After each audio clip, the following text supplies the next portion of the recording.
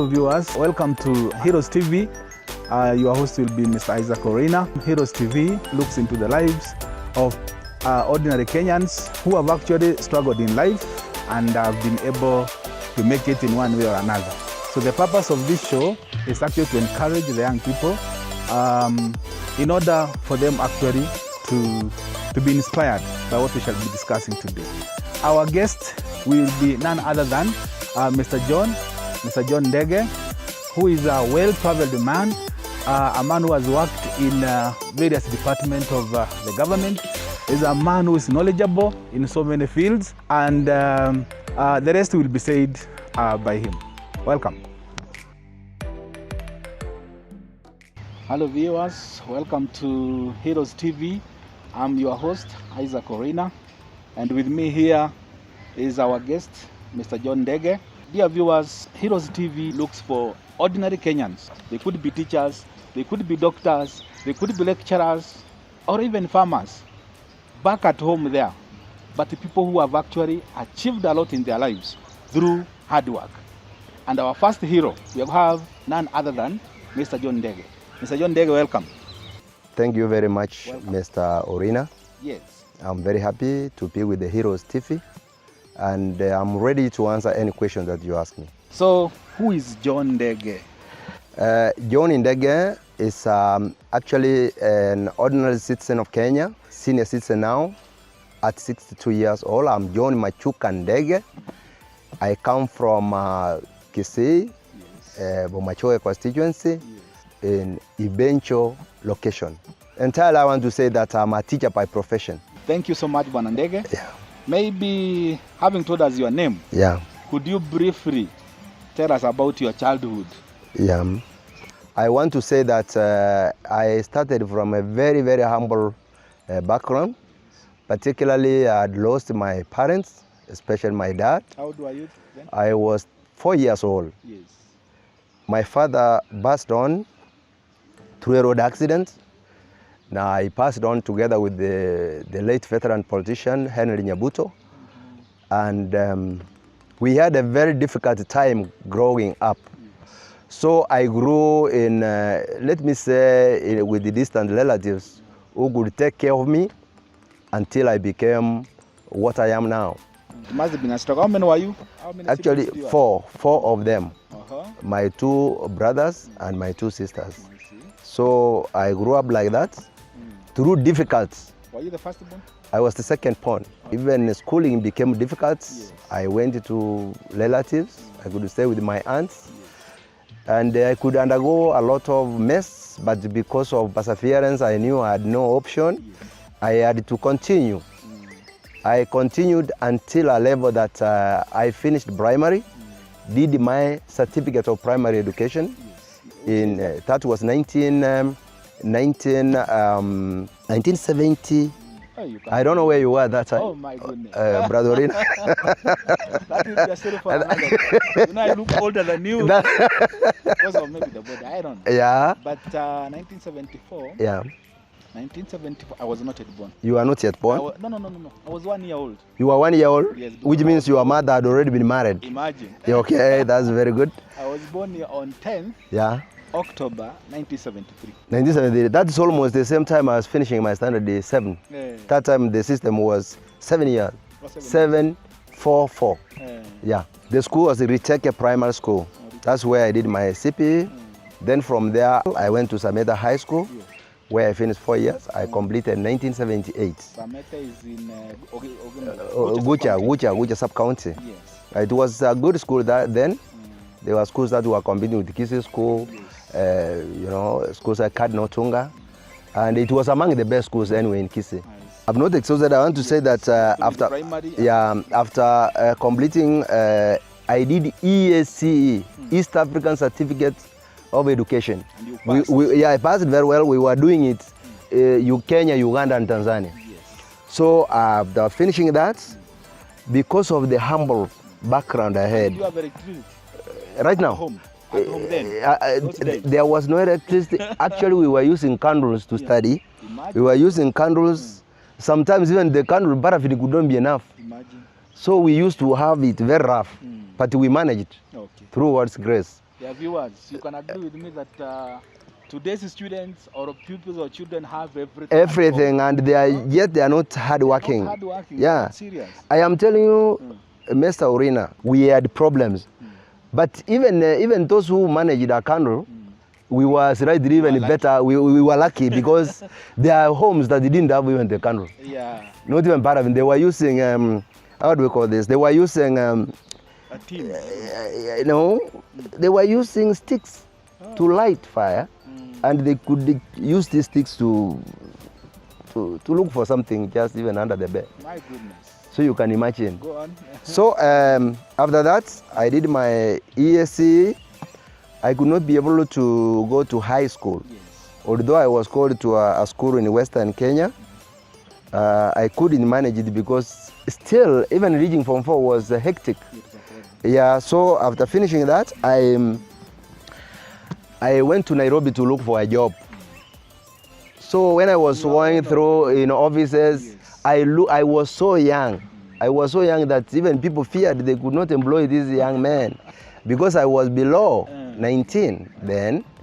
So good luck, a friend of mine, a relative actually, assisted me to be employed as an untrained teacher. So I went to teach at Marakusi Primary School in Kakamega. That time it was Kakamega, but these days it is in Rugari. So that's where I worked for 1.5 years. I could not be able even to get money under Teacher Service Commission, but as an untrained teacher. Yeah, so I went to, after 1.5 years, I joined Asumbi Teachers Training College to train as a P1 teacher. So I completed my P1, then I was posted to Nyamira in one of the schools, and I taught there. It was called Nyankongo Primary School. I stayed there for 1 year. 1 year, then I left that school. I was posted again near home because I had a family to attend to, particularly my parent was aging. So I was posted to Mokomoni Primary School. And there's one thing that made me to start now studying. At college, somebody came to lecture us called Dr. Mbindio. And that's Asumbi College. At the college, Mr. Mbindio said, some of you look so young. Are you going to finish as a P1 teacher and you end there? Then this man inspired me so much that I said, even after college, I must do something. So I went and started studying privately, A-level, advanced level that time. So Dr. Mbindio challenged us. He told us, are you going to end up as a P1? Then from there I said, I must do something. My first salary was 1,440. And we could use it, and it could not even get finished before the month ends. Yes. And we were able to purchase and sometimes even share with friends, whatever. I'm told that every family wanted their daughter to be married by a teacher. By a teacher that time, yeah. If you could be married by a teacher from college, you are a wonderful person. You had made it. Nowadays, it's funny nowadays. Yeah? People are not going in for teachers. They are not. Looking for businessmen and even people who are crooked in behaviors. Yes. So I managed to buy my mom an animal she could milk. I bought a plow to use in plowing the shamba. And then from there our life started. And in 1985 actually, I married my wife. That is what I was coming to next. So I want to say in academics, I started now doing my A-levels, that is advanced, that's Form 6, and I managed to have 3 sittings privately, where in the first attempt, I just got 2 subsidiaries. So when I looked at the slip, I saw pass. Then I said, me, somebody who never went to Form 5, and said, how can I manage to get a pass from the Kenya National Examination Council? Then I said, now let me try the second time. Pass was what? Fail or what? There was pass. If you fail, you are written fail. So in the subjects I registered, I was told I passed because the subsidiaries are passed, by the way. But the best one is a principal. So I did it the second time, and this time now I'd put more effort. and I managed to pass with one principal and one subsidiary. My goodness. So at that time, In spite of all the challenges, and those people were, by then, those people were employed by the Teacher Service Commission. Yes. They know you could get a minimum of one principal and two subsidiaries. They could give you an increment, actually 3 increments. So when I combined the 2 subsidiaries plus these others have attained, one principal and 2 subsidiaries, they were now enough to give me an incremental credit. Yeah. So I was given this money. And actually I was given arrears of 3,000, almost 3,800. So I was so much encouraged. But remember, the environment I was, especially with our primary school teachers then, they could not be able to see me read even a novel like Kiswahili. Yeah. When you are reading those books, and say, utamaliza hii, will you finish? So they were scared of me because they didn't know the ambition I had. Yes. My ambition was to succeed. So I did that. By the way, I know of some people who, I don't know whose ambition has died or dies immediately after sitting KCSE. They ban even those textbooks, those dictionaries, those everything. We want to discourage our viewers that let nobody discourage you when you want to grow up. Yeah. So actually, I managed to complete my 3 sittings. Yes. The last one was done when the last KCSE system ended. Yeah. But at that time, I had acquired what could make me move. So when I was teaching in primary, I was hardworking, and especially in teaching of Kiswahili, because that time I made the pupils then. Those pupils passed it very well. And the only award I was given was to go and mark Kenya National Examination Council, KCP. I was an examiner, and I ended up, I retired being a team leader. Okay. In 1999, when I went to mark, another person came to our marking center and said that they want teachers to teach in secondary. So he said, the only gate to that, you must have done advanced certificate of education. Yes. So I was one of them.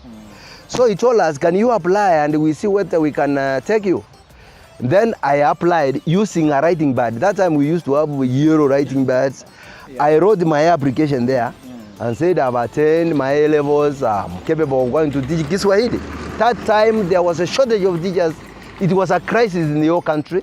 There were not enough teachers to teach Kiswahili music and Kiswahili music and art and craft or something like that. Yes.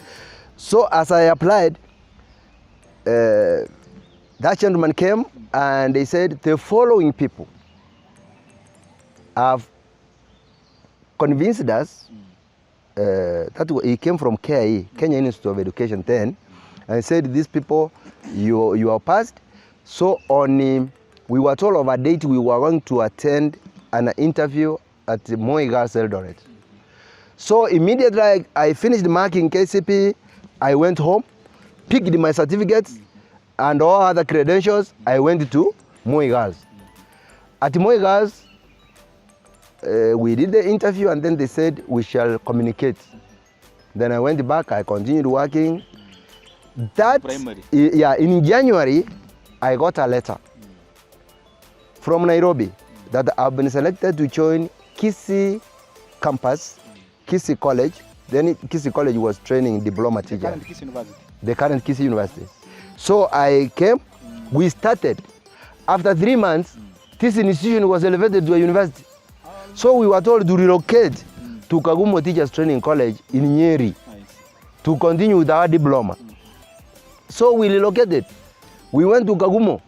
Still that is a struggle. We went to Kagumo, we finished 3 good years and we were awarded diplomas. I was awarded a diploma in teaching of Kiswahili and I was deployed even before I could complete to go and teach in secondary. That is how I landed at Diventure Secondary School. It was your first posting? It was my after that course, I became now a secondary school teacher. So my marriage has taken over 35 years. 35 years? Yeah, in marriage, yes. We have lived very well. I don't see any problem there, although there are challenges. Definitely. Yeah, but I want to say, what women hate in men, is when they hear that you are again talking to another lady. Oh my goodness. That one, they don't appreciate it. Just talking. even looking at another woman. I remember there's a story you told me. Yeah. That you are going somewhere. Yeah. With your wife. With my wife. Then she caught you. Looking at another lady. Yes. And then she asked me, where are you looking? I asked her, are you looking at me? Where do you want me to look? Tell me now from here, where am I supposed to look at? They don't like that. They don't like. In English, I think there's a word we call ogling. Yeah, ogling. That's the word. You're escorting women with your eyes. Yeah. They hate it because that's where we want to advise the women. They also try to look, cutie by making makeups and everything so that you keep your because. Sometimes we don't look at other women because of anything. Yeah. Maybe you are looking at the clothes and see, okay, if my wife can ask me to buy this type, I can buy this type. But with them, they have the inner feeling differently. That you are going to pursue that woman. To pursue that woman, which is not the case. Imagine if you want to load her today. Yeah. Definitely you will find yourself looking at somebody. At somebody. And you don't know this person, yeah. You've never seen the person, and you have no intention. Yeah. But if you are with your wife, if you make even a simple, you crack a joke and say, oh, like we are doing these days, my sweetheart. Yeah. If she hears you calling another one sweetheart, she'll say, honey, how many do you have? So to go with those sweethearts, maybe sister Maseka or something like that. That is not the case. I know husbands respect their wives. Yeah. Even if they just stay at others, they respect their wives and they have no intention of leaving their wives. Like me, I've stayed with my wife for the last 30 to 36 years now. Yes. And we have lived happily, although we are now living a bit somewhere, it's very far a bit, but we agreed. She's in the United States. Yeah, we agreed, and she occasionally visits me. Yes. I also wanted to visit one of these fine days. Yes. To see what she's doing there. You'll ask me to escort you to the airport. Yeah. Obviously. So my marriage doesn't have a problem. We are okay. We even did a wedding after several years of marriage. Yes. So you mentioned about one thing that they dislike. Huh? Yeah. Another one. There could be seven. One thing again we want to benefit the viewers. Yeah, one thing they don't like is when they hear that, okay, I'm not accusing my wife, even any other wife or another person. Yes. They don't want to hear that you donated money in an Arambe. They think that you are finishing the money. Fundraising. And I know. You know me as a generous person, yeah? You know why? They used to invite you every fundraising people, because we were fundraising for our children from our home who are going for further studies abroad. So when she hears that I contribute 500, she really complains that sasa wewe unamaliza pesa za familia. You are building what we call social capital. Social capital, yeah. You know, that's a very important thing to do. Yeah, so... And probably it's what even gave you the current job. The current job, because of, Waswahili usema, tenda mema nenda sako. So once I was donating, deep inside her, she could see as a wasteful person. Okay. She didn't know. Yeah. Another thing, the third one maybe, is when you socialize with the people, especially you go somewhere and maybe you are taking one for the road. They don't feel happy. Oh. They will wish that you be together so that they see how wasteful you are. Oh my goodness. Yeah, because when she hears, or maybe you are coming late hours of the night or something like that, she will always complain and say, you are sharing with the people, the Maria family. The family money. Yeah, but which is not the case. It's not the case. These illicit affairs. Yeah. Okay. Especially with the college students. Yeah. College girls going in for sugar daddies. Yeah. And they have coined a very good name. Mm-hmm. They started calling them sponsors. Mm-hmm. Then after some time they called them sponies. Mm-hmm. What do you think is the cause of that? And it's not only boys, girls, sorry. Even boys are going for sugar. I want to tell you. We are calling them Ben-10, that thing will never end.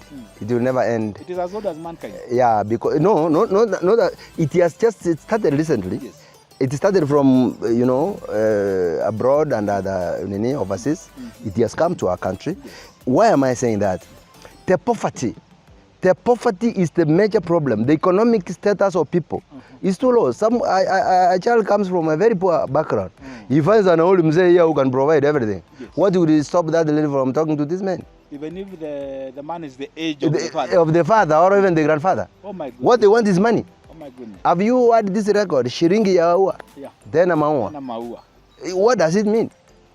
It means Because exactly that. it means that. Yeah. Hata pesa. You know what is how somebody goes to a college. Umempatia 2,000 as pocket money. There is a house to pay. Akifika tu hivi analipa hiyo. So what do you expect this person? If there's a sugar daddy, the way you have gone around, and this person can be able to manage this one. Yeah, sponsors. They will get a sponsor. Yeah. What is wrong? Because there is no money. Okay, let me ask you.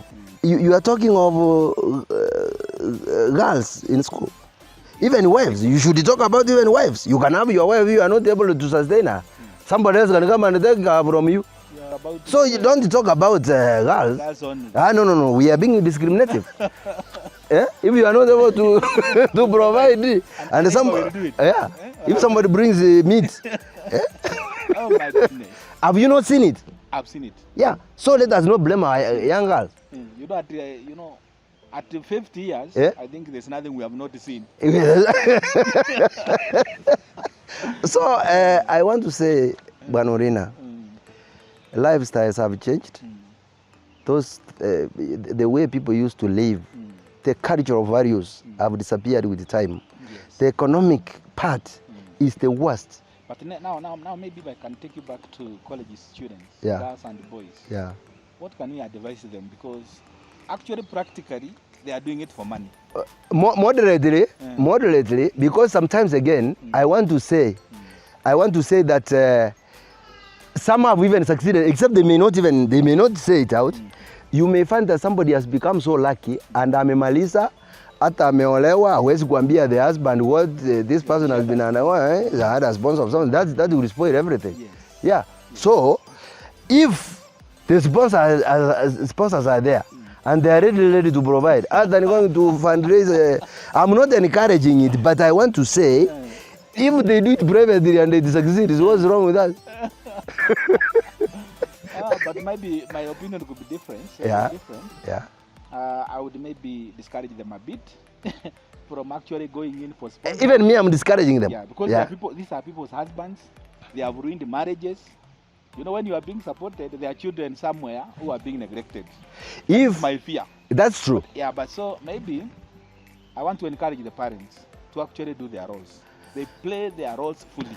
Parents, I am telling you, time has changed.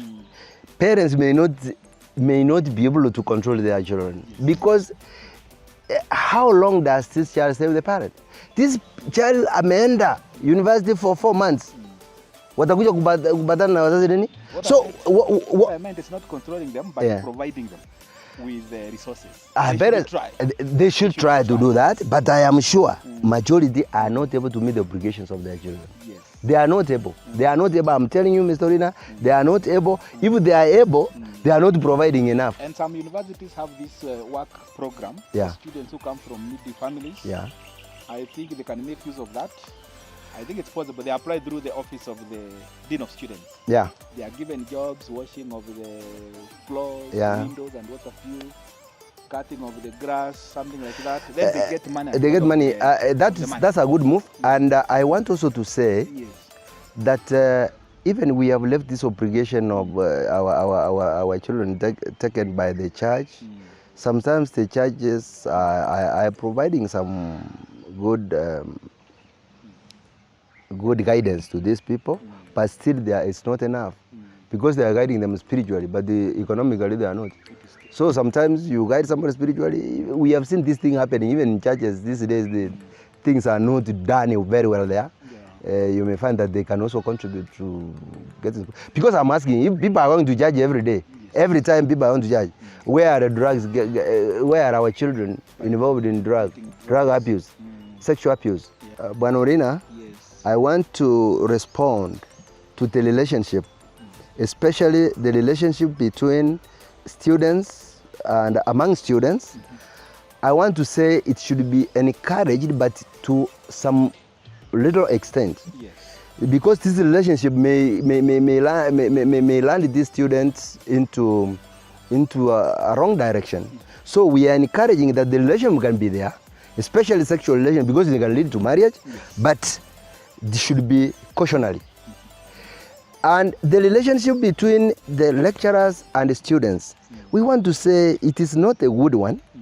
It should be discouraged, because this relationship, sometimes it is because lecturers want to award marks to the students, and not actually, they are not even making these students to work hard.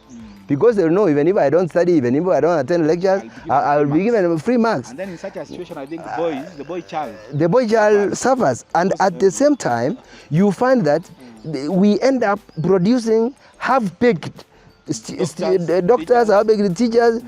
I have been a teacher for a long time. You can see, you give somebody a topic to teach, is unable to teach because I'm a Peter Vizuri, yes, but this person cannot display what? The content shared. Yes. So I want to say that that relationship should stop. And let me warn the students, it is to them, it is detrimental to them, because they will suffer at the end.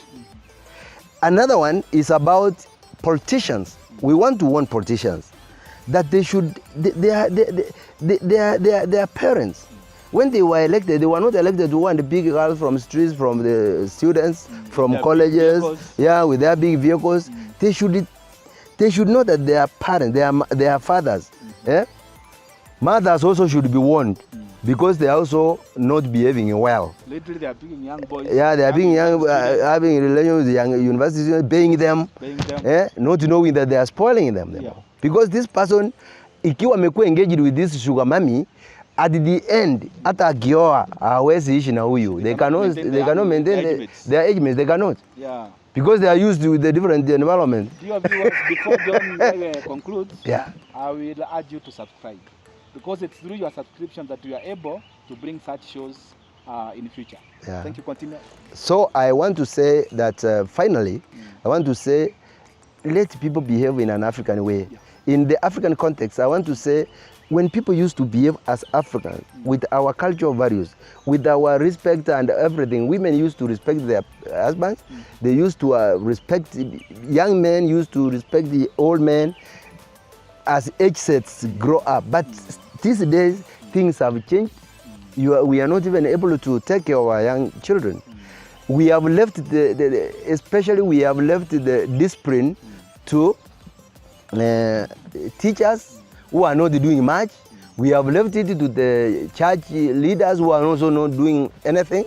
We should take care of, let us be responsible parents, let us take care of our youth so that we build a future.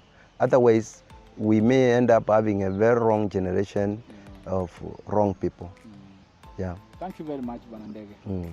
So, dear viewers, I hope that you've benefited from the show. Our guest this afternoon was none other than Mr. John Ndege.